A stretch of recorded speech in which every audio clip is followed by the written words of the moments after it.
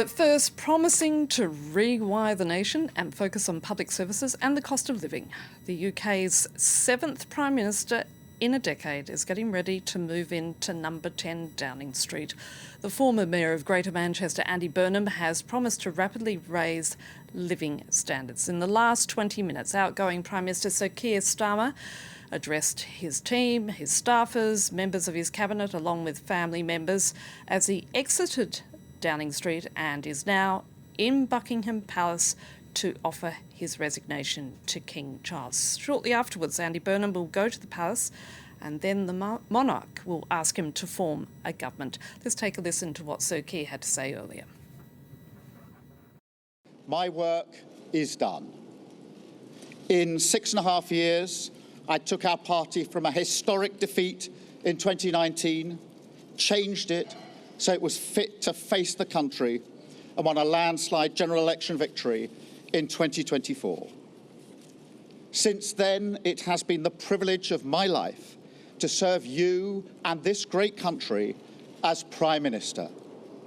And I am confident that Britain is now stronger and fairer than it was 2 years ago. Let's cross now to Benedicte Paviot, who's in front of 10 Downing Street. Benedicte, we know that the outgoing Prime Minister is currently with King Charles at Buckingham Palace. What happens next? Well, what happens next is that Keir Starmer, having given his resignation, the head of state, King Charles, then asked him who he thinks that he, the king, should appoint next to form a government, who is in a position to do so. And it will be no surprise that that name will be Andy Burnham. And what a spectacular rise Andy Burnham has had. Let's remember, he only just became a member of Parliament, which is a prerequisite if you are to lead your party, the Labour Party, the governing party, with a great majority, one only.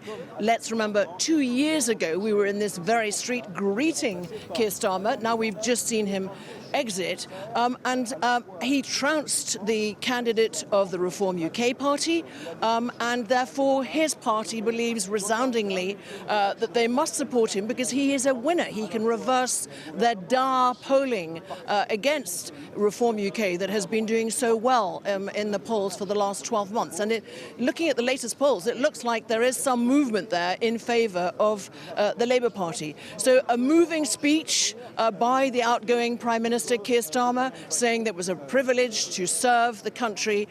He referred again to this expression that he used on Monday, the 22nd of June, when he announced just after the resounding victory of Andy Burnham in Makerfield, this expression, "I leave with good grace." And he's added then with a smile that he would pass on the baton to Andy Burnham, that he would support him, that he wished him every success, that he was leaving a legacy of a fairer country. And that is something, when you talk about rewiring, that Andy Burnham very much wants to show that he's going to do things differently. The question is, how differently can he do them?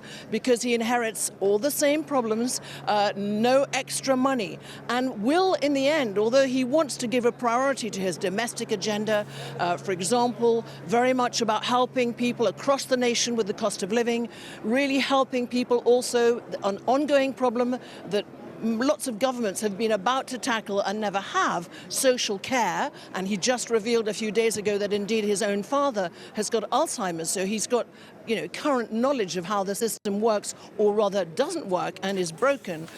So really a very big agenda for this incoming Prime Minister at a challenging time. But in the end, will foreign news like the war in Iran, will that in the end actually also dominate some of the agenda here? Because there is an expression in English, events, dear boy.